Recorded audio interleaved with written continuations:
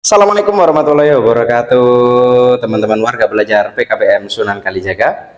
Oke, pada mata pelajaran IPA, kesempatan kali ini kita akan belajar tentang klasifikasi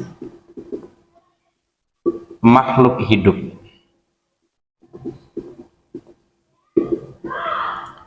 Kalau misalkan kita ngomong teologi atau kita berdasarkan agama, semua adalah ciptaan Tuhan. Kecuali ini ciptaan manusia. Lah, yang namanya makhluk hidup berarti suatu makhluk yang memiliki nyawa atau bernyawa. Kalau misalkan kendaraan sepeda motor itu makhluk hidup apa bukan? Kan bisa hidup, bisa jalan. Nah, tapi kan buatan manusia. Oke, kita akan belajar tentang klasifikasi makhluk hidup. Oke, jadi makhluk hidup itu diklasifikasikan, maksudnya diklasifikasikan itu bagaimana kan sih? Digolongkan antara golongan yang bernafas, yang bergerak, yang bertumbuh, dan lain sebagainya. Oke, ada apa saja sih klasifikasinya? Oke, kita bagi. Ada namanya ciri-ciri.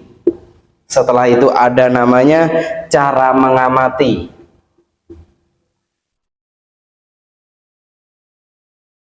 Setelah cara mengamati, cara mengelompokkan.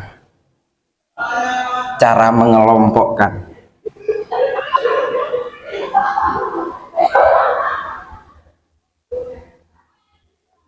Setelah itu ada jenis.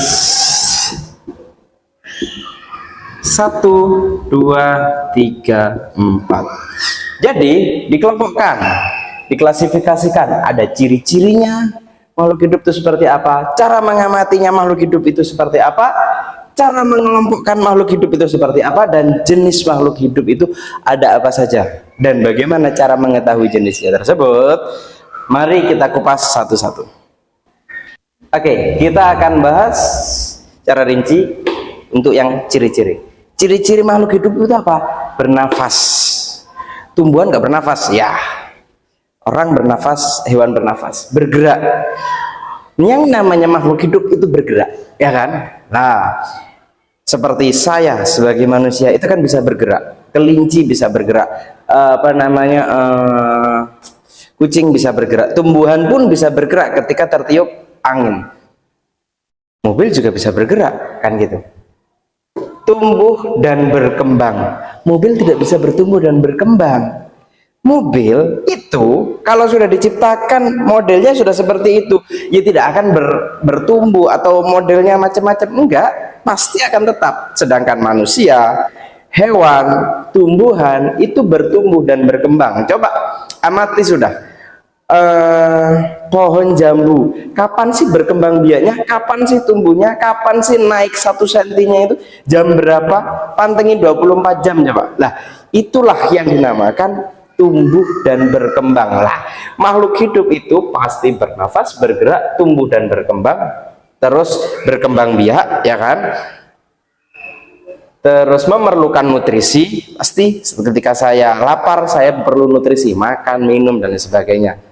Yang selanjutnya adalah iritabilitas atau peka terhadap rangsangan. Contoh sederhana, kalau misalkan kita ada objek yang tiba-tiba mendekat, entah itu capung, entah itu burung, tiba-tiba mendekat gini, pasti tanpa sadar mata kita akan tertutup gini atau merem, ya kan? Pasti tiba-tiba akan merem dengan sendirinya. Nah, itu yang dinamakan iritabilitas, memiliki rangsangan. Itu berdasarkan ciri-cirinya ya, ada bernafas, bergerak, tumbuh dan berkembang. Berkembang biak, memerlukan nutrisi dan iritabilitas. Oke, selanjutnya adalah cara mengamati. Cara mengamati itu bisa dilakukan dengan 2 cara. Ada menggunakan alat bantu atau mikroskop, atau juga dengan menggunakan alat indera, menggunakan panca indera. Jadi makhluk hidup itu bisa diamati dengan menggunakan alat bantu. Contoh, sel-sel yang ada pada bakteri itu kan tidak bisa dilihat dengan kasat mata, mata telanjang tidak bisa dilihat, bisanya dilihat dengan menggunakan alat bantu namanya mikroskop. Nah, ada juga yang bisa dilihat dengan panca indera, contoh burung, terus sapi dan lain sebagainya, itu yang bisa kita tangkap. Nah, itu namanya cara mengamatinya. Selanjutnya ada cara mengelompokkan. Ada yang pertama kunci dikotom dan juga kunci determinasi.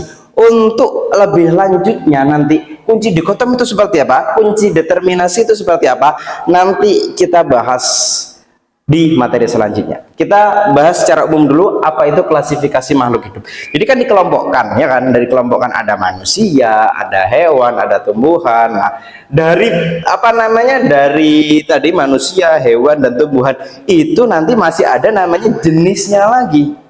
Ya, jadi cara mengelompokkan ada kunci dikotom dan juga kunci determinasi. Untuk selanjutnya ada jenis. Tadi kan sudah dikelompokkan, ya kan.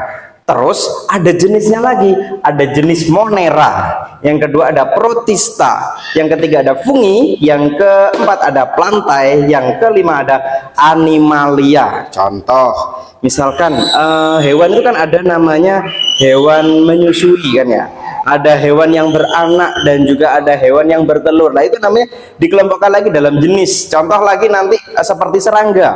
Serangga itu racunnya biasanya kalau misalkan tanaman itu pasti diserang serangga supaya apa namanya, serangganya itu tidak hinggap di tanaman atau tumbuhan, maka diperlukan namanya racun atau obat. Nah, obat itu namanya pestisida. Nah, pestisida itu ada lagi dibagi dua, namanya insektisida dan juga fungisida. Makanya di sini ada fungi. Itu fungi itu seperti apa sih? Nah, nanti kita bahas secara lebih rinci di materi selanjutnya. Oke, berikut adalah klasifikasi makhluk hidup secara umum, ya kan? Nanti kita bahas apa sih ciri-cirinya, setelah itu bagaimana sih cara mengamatinya, cara mengelompokkannya bagaimana, dan jenisnya ada apa saja. Oke, sekian dulu materi tentang klasifikasi makhluk hidup, ya kan? Sampai jumpa di materi selanjutnya. Bye bye.